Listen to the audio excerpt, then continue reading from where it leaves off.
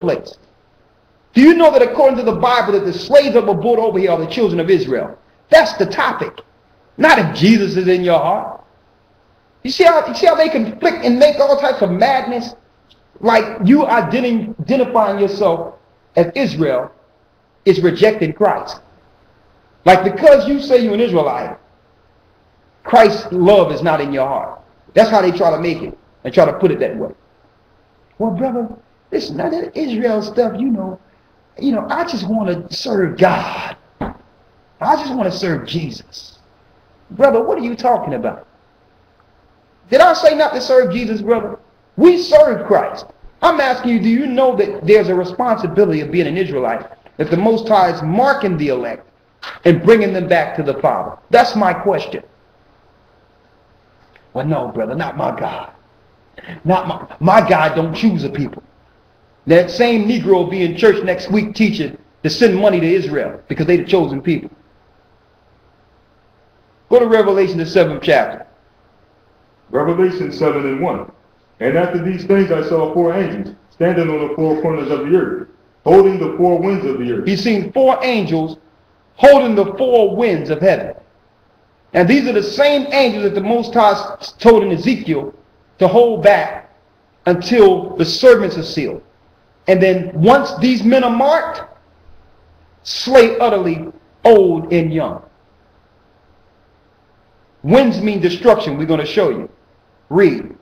That the wind should not blow on the earth, nor on the sea, nor on any tree. And I saw another angel ascending from the east, having the seal of the living power. How do we know that wind is destruction? Finish reading. Having the seal of the living power. That's Christ. Read. And he cried with a loud voice to the 4 angels, to whom it was given to hurt the earth. These are that lets you know the winds will hurt or destroy the earth. So the winds are destruction. So Christ is going to call out to the 4 archangels who have the power to destroy everything we see. Read. To whom it is given to hurt the earth and the sea. Go ahead. Saying, hurt not the earth. Don't hurt the earth yet. So right now you have angels on the 4 sides of the earth waiting to pounce the earth until Christ give them the order. Read. Hurt not the earth, neither the sea, nor the trees, so we have sealed the servants of the Most High in their foreheads. Hold up now. That's Ezekiel 9. Don't touch anything until we have sealed the servants in their foreheads. Now here's a question. How can we seal the servants in Christianity when they don't want to identify the servants?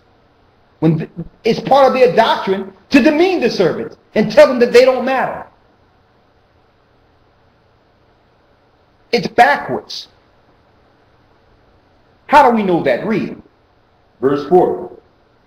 And I heard the number of them which were sealed, and there were sealed 144,000 of all the tribes of the children of Israel. There was sealed what? There was sealed 144,000 of all the tribes of the children of Israel. There was sealed 144,000 of all the tribes of Israel. That's the Bible. This is Revelations. This is talking about the end. So how can Christ and the Most High have done away with his people if at the very end he's going to hold all destruction until these people are identified and sealed? How can they be sealed if they don't know who they are? So the Christians are teaching against the doctrine of Christ by not identifying the Israelites. Read. Verse 5. Of the tribe of Judah were sealed 12,000. How can 12,000 of Judah be sealed if no one knows who Judah is? These are all men when you link to Ezekiel the 9th chapter. Because the women and children are sealed with the man. Of the tribe of Judah was sealed 12,000. Read. Of the tribe of Reuben were sealed 12,000. Reuben was sealed 12,000. Read. Of the tribe of Gad were sealed 12,000. Gad sealed 12,000. Read. Of the tribe of Asher were sealed 12,000. Asher 12,000. Read. Of the tribe of Naphtali were sealed 12,000. Naphtali 12,000. Read. Of the tribe of Manasseh were sealed 12,000. Manasseh 12,000. Read. Of the tribe of Simeon were sealed 12,000. Simeon 12,000. Read. Of the tribe of Levi were sealed 12,000. Who? Levi? Levi is the same as Moses in the Haitians. Read. Of the tribe of Issachar were still 12,000. Issachar, Mexicans. Read. Of the tribe of Zebulun were still 12,000. Panamanians and those in that area. Read. Of the tribe of Joseph were still 12,000. That's Ephraim, which is Puerto Ricans. Read. Of the tribe of Benjamin were still 12,000. Jamaicans. Read. Now, I want to show something here. The hypocrisy of Christianity. If they're really waiting for Christ to come back, wouldn't they identify who these people were so that the Lord could come back? They would have a concerted effort in Christianity to identify each of these tribes if they were really waiting for Christ to come back. That's common sense. Because we know that Christ will not come back until 12,000 of each tribe is sealed. That's common sense. And this is the same Bible that the Christians read out of. But they're taught, oh, don't go in the Old Testament. There's a bad guy there. Oh, don't go into Revelations. No one can break that down. When our Lord will not come until 12,000 leaders stand up from each tribe. Okay? This is talking about earth-wide too. This is not just talking about in certain specific areas. I'm just letting you know primarily where they are. Alright? 12,000 from each tribe all over the earth. Now, I'm going to show you that we're closer to the end than you think.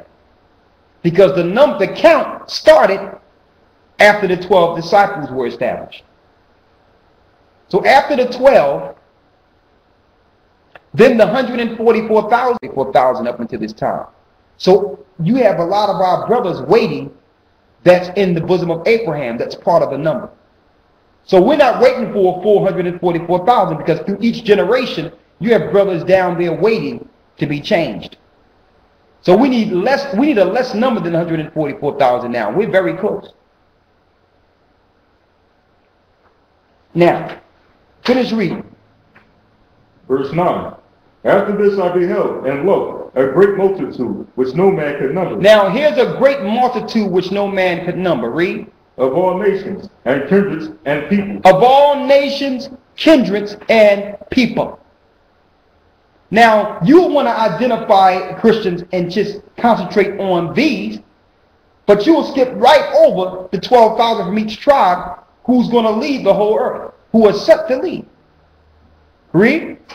And tongues stood before the throne and before the Lamb, clothed with white robes and palms in their hands. So they was baptized. The white robes represents baptism or cleansing. Read. And cried with a loud voice, saying, Salvation to our God, which sitteth upon the throne, and unto the Lamb. And someone said, trace your father's roots. You don't have to trace your father's roots.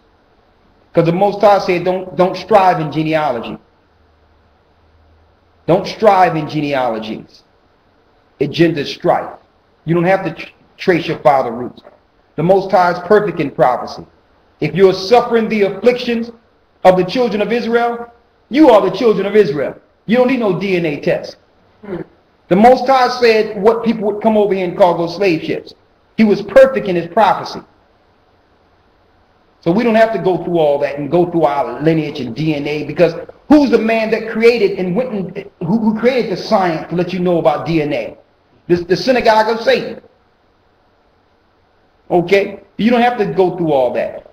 Follow Christ. That's what you need to do. We're going to get on the UFOs one of these days. We'll teach that. That ain't nothing. Okay? You ready? Mm-hmm. I need you to go to Matthew 21. Go to Revelation 21. We're going to go a little over because there's something I want to show tonight.